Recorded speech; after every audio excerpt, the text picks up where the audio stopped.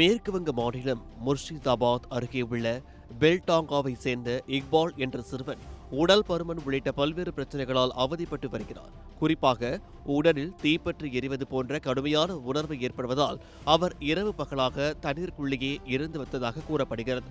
தண்ணீரில் இருந்து வெளியே வந்தால் உடல் முழுவதும் தாங்க முடியாத எரிச்சல் ஏற்படுவதாக சிறுவன் தெரிவித்ததாக கூறப்படுகிறது. இதனால் தண்ணீருக்குள்ளேயே உணவு மற்றும் நொறுக்கு தீனி சாப்பிடும் வீடியோ சமூக வலைதளங்களில் வெளியாகி வைரலானது. இந்த வீடியோவை பார்த்த ரிலையன்ஸ் குழும நிர்வாக இயக்குநர் ஆனந்த் அம்பானி சிறுவனுக்கு உதவ முன்வந்தார். இதனையடுத்து இக்பால் விமானம் மூலம் மும்பைக்கு அழைத்து வரப்பட்டு ரிலையன்ஸ் குழும மருத்துவமனையில் அனுமதிக்கப்பட்டார்.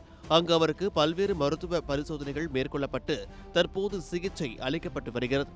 இக்பாலின் குடும்பத்தினர் ஏற்கனவே பலமுறை மருத்துவமனைக்கு அழைத்து சென்று இருந்தாலும் சிகிச்சைக்கான செலவை சமாளிக்க முடியாமல் சிரமப்பட்டதாக கூறப்படுகிறது.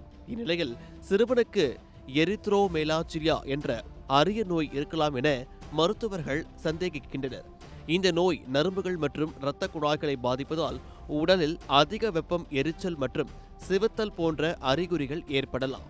வலி மற்றும் எரிச்சலை குறைக்க தண்ணீரில் இருப்பது நிவாரணம் அளித்தாலும் நீண்ட நேரம் தண்ணீரில் இருப்பது ஆபத்தானது. இதனால் தோல் பாதிப்பு, பாக்டீரியா மற்றும் பூஞ்சை தொற்று, உடல் வெப்பநிலை குறைதல் உள்ளிட்ட கடுமையான பிரச்சனைகள் ஏற்படலாம். ஆனந்த் அம்பானியின் உதவியால் இக்பாலுக்கு உரிய மருத்துவ சிகிச்சை கிடைத்துள்ள நிலையில் அவர் விரைவில் குணமடைவார் என்று எதிர்பார்க்கப்படுகிறது.